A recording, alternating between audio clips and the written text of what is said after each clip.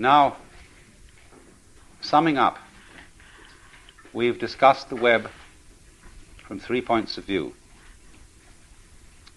As an analogy of the selective operation of our senses and mind, whereby certain things in the world are picked out as significant according to certain game rules.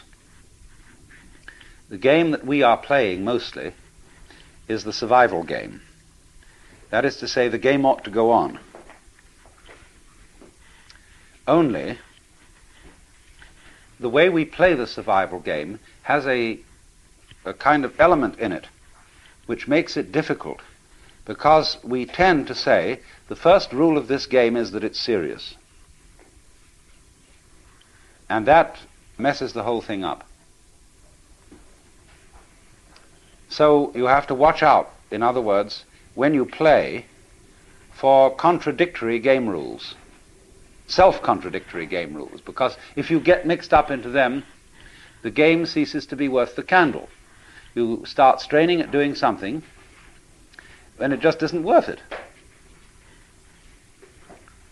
Then the second thing that we observed was the web as an analogy of mutual interdependence. We could call it the idea that all existence is relative, that all existence is transactional. The transaction being typically exemplified by, say, the operation of buying and selling, in which there can be no buying without somebody selling, and there can be no selling without somebody else buying.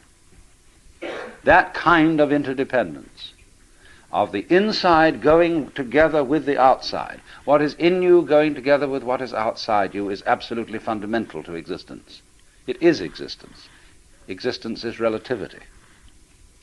Then we explored the web as a trap, the spider's web.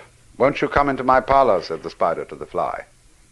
And we saw what happens if you look at all of life from the point of view that it is original selfishness and original hunger. And we found that if you take that point of view to its ultimate extreme, it dissolves.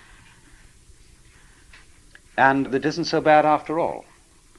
There's a famous comment that R.H. Blythe made on the passage in Macbeth, where Shakespeare says, "It is a tale told by an idiot, full of sound and fury, signifying nothing." And Blythe says, when it's put that way, it doesn't seem so bad after all. I remember that I had a Zen master friend who wrote a letter to a friend of mine, which was passed on to me, saying that the greatest writers, this friend of mine was aspiring to be a writer, and he was trying to write novels that would put across Buddhism to people. You know, sugar the pill. And my Zen master friend didn't approve of this at all.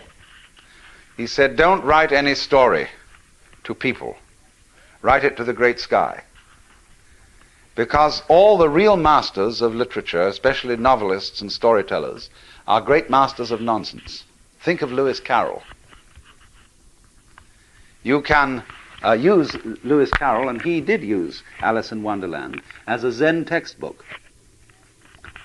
Because 'twas brillig and the slithy toves did gyre and gimble in the wabe. And that's Zen. I had a discussion with a great master in Japan on the last visit there, and we were talking about the various people who are working to translate the Zen books into English. And he said, that's a waste of time. If you really understand Zen, he said, you can use any book. You could use the Bible. You could use Alice in Wonderland. You could use the dictionary.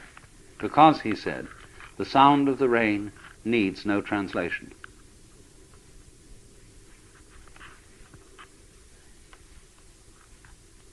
So what does the rain say? Evening rain. It is the banana leaf that speaks of it first. You see, that's the point. And all the talk in the world doesn't get it unless you listen to the talk in a new way. The sound of the rain needs no translation. So you see, there's something going on. This web may be looked at as pattern. And the world is basically patterning. What else do you do when you come to think of it? When you eat, you are turning food into the pattern of your skeleton, your muscles, and your nervous system. That's a pattern. And you see basically, hooray for that pattern. That's great, it's terribly interesting.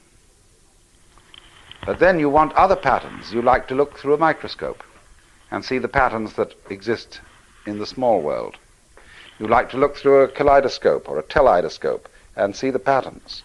You like to have paintings around and see the patterns. You like to watch the water play. You want to watch the birds go and the clouds and all that. Fascinating patterns. And that really does, doesn't it, seem to be the point. I mean, what do you do when you're very rich and you want, let's take some rascal of ancient times who became very rich by all sorts of skullduggery and warfare and so on. He got himself a suit of armor, a beautiful sword.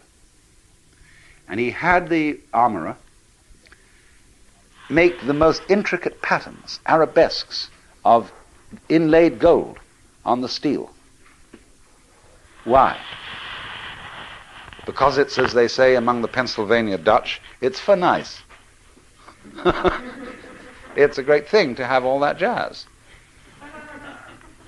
And that's what we go for.